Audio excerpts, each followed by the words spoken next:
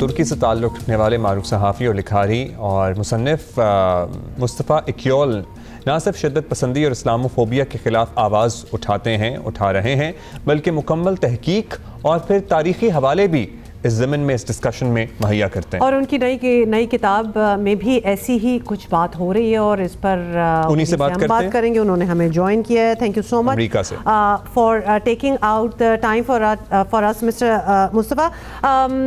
First of all, obviously, since you are in the States, we'll say, good morning.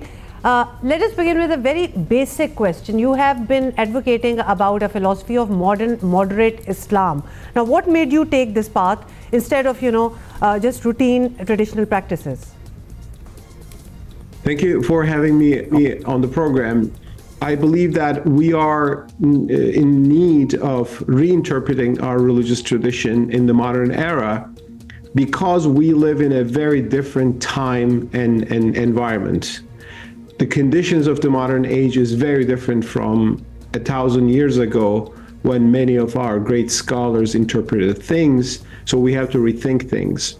And there are examples of this. For example, until the 19th century, many Muslims thought that slavery is a part of the Sharia, our legal tradition, and there's nothing wrong about that.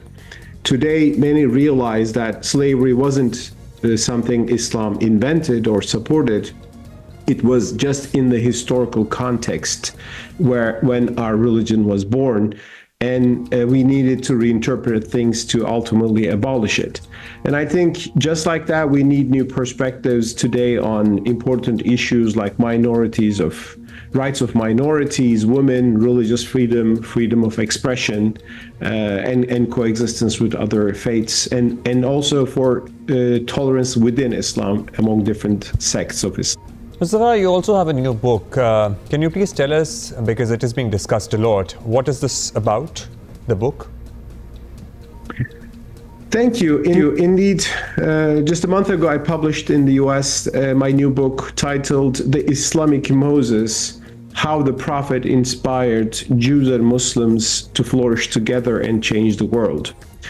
Now, that subtitle can surprise people because today many people have the understanding that Muslims and Jews are against each other if they're not enemies. That's what many people perceive.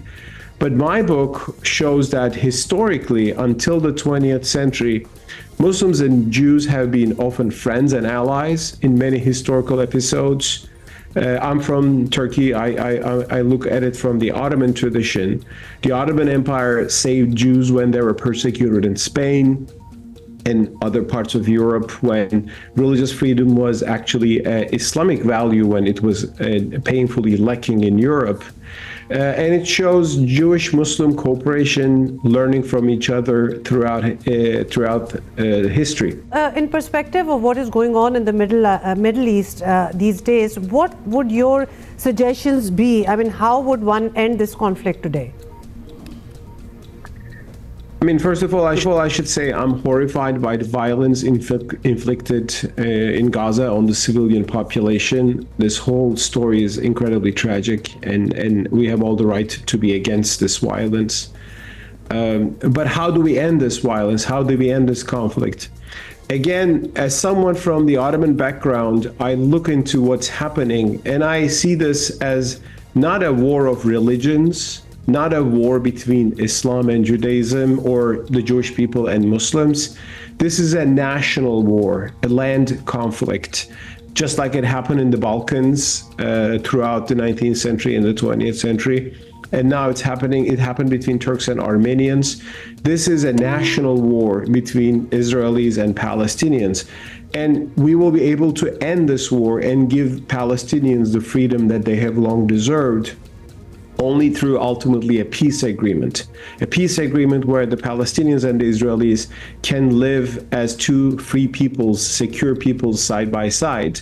It's not impossible. There have been efforts to build that. There are now efforts to revive that. I still think that's the only way. And so that is your perspective on that. Thank you, Mustafa. Thank you for your time. Thank you for joining us.